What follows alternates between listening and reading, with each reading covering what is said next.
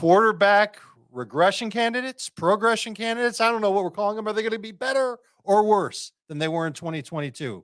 Next on FFT in 5. Well, look who it is. It's Ryan Wilson, NFL draft writer for CBS Sports and host of With the First Pick podcast.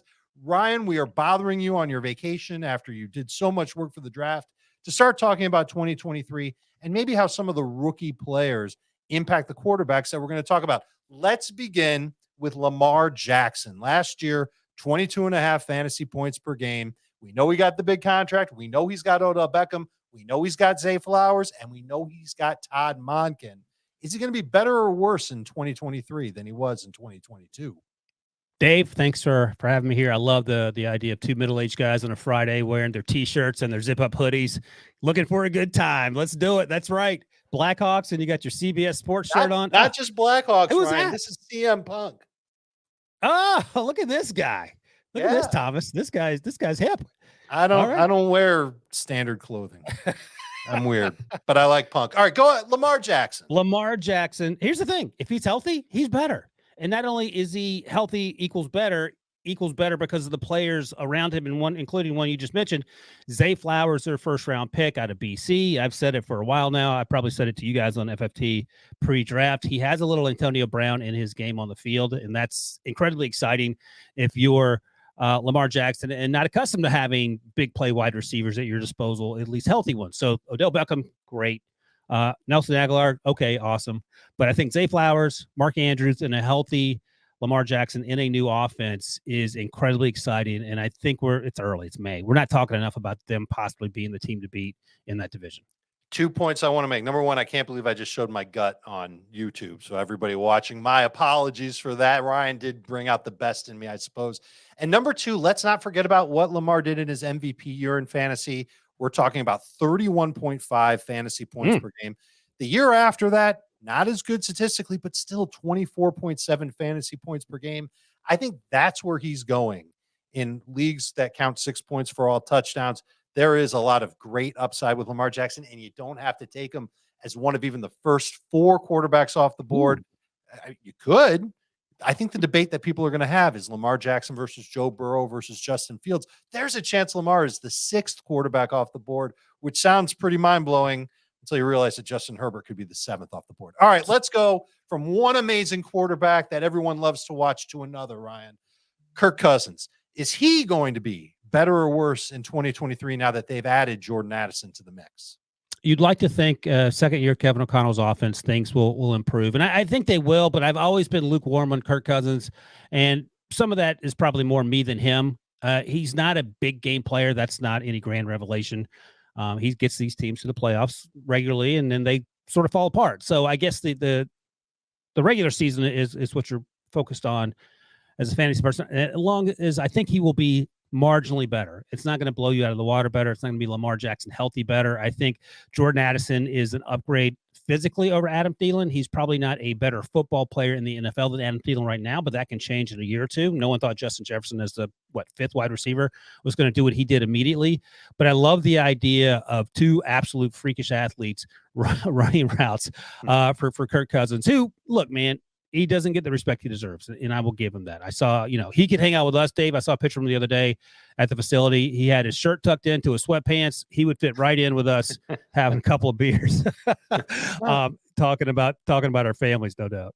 Yeah, I'm not a sweatpants type of guy. My shirt's tucked into my boxers. All right, Kirk Cousins last year, 20.6 fantasy points per game. He was 22.1 in 2021. It was a different offense. And that was when he had Thielen, back when Thielen was a little bit more explosive, along with Justin Jefferson. I think there's room for him to be somewhere in between 20.6 and 22.1. Yeah. How about this, Ryan? And you don't have to respond to this. He didn't go drafted in our most recent mock draft. Late May or early May, this is early May, mock draft, Kirk Cousins did not get picked.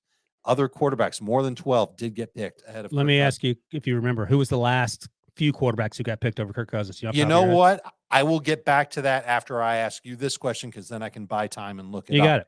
Next quarterback, Daniel Jones, 19.9 fantasy points in 2022. Is he going to keep ascending? Yeah, and a couple reasons. Number one, Brian Daboll Number two, that team last offseason didn't do anything in terms of spending money and bringing in playmakers. In fact, they lost Kadarius Toney. They lost Evan Ingram. Wan'Dale Robinson got hurt. Wan'Dale Robinson's now healthy. Darius Slayton's there. They got Paris Campbell. Oh, by the way, they drafted Jalen Hyatt, who's a home run hitter. Reminds me a little bit of Mike Wallace back in the day in terms of, I'm sure I've told you guys this too, the old Mike Tomlin one-trick pony moniker for Mike Wallace. I think Jalen Hyatt will start off as that and then get better. And oh, by the way, Darren Waller, they traded for him. So the weapons are there. Saquon's coming back. Daniel Jones is playing with more confidence than ever. He looked like a completely different player last year. Funny what happens when you don't have a special teams coach sort of leading the crew. You have Brian Dable, who's a proven track record with Josh Allen, obviously, before he got to New York. Jones was the last quarterback taken in our mock draft at 145th overall. We're talking round 13 for Daniel Jones, one pick behind Kyler Murray. He was the second to last quarterback. And I'm not going to ask you about Kyler, but you're kind of getting a picture of the types of quarterbacks that might be available late, which means that you can wait on the position if you want to take a chance on a quarterback that's got high upside like Daniel Jones, a guy that's got maybe a safe floor like Kirk Cousins, and you can pair him with a quarterback that could be a total wild card like Kyler Murray with a late pick, or even like Anthony Richardson. I'm going to spare you where he went in our draft, Ryan. It'll blow the lid off your head. Everybody, if you listen to our mock draft review on Fantasy Football Today, you will learn where Anthony Richardson went. It's crazy time. Last quarterback. We only have time for one more. Deshaun Watson. I'm not counting last year against Deshaun Watson, 16.6 fantasy points per game, but he had 26.1 in 2020. Ryan, can he get back there? Can he finish as a top 5 or 6 fantasy quarterback? Only if he has a time machine. I feel like the ship may have sailed on what the Browns were hoping for Deshaun Watson. And look, that's incredibly early to say that after one, as you point out, half season where nothing looked to go right and everything looked uncomfortable. Maybe that changes. But I just wonder, a guy who's not played football for 2 years, who's obviously growing older because we're all getting older. He's still in his prime, but I don't know, man. Like, you pay him that sort of money. You want Patrick Mahomes, you want Josh Allen. I didn't see either of those players in the Cleveland Browns uniform throwing the football last year, even for a play or two plays. And that's what's troubling to me. So you talk about 2020, he had 4,800 yards, 33 touchdowns, 7 interceptions. He's not hitting that 70% completion. I love Cedric Tillman, who they drafted on day 2. Ooh. I think he's going to be a good player. I think DeJuan Jones has an opportunity as a steal if he can keep his weight in check, to be a critical part of that offensive line.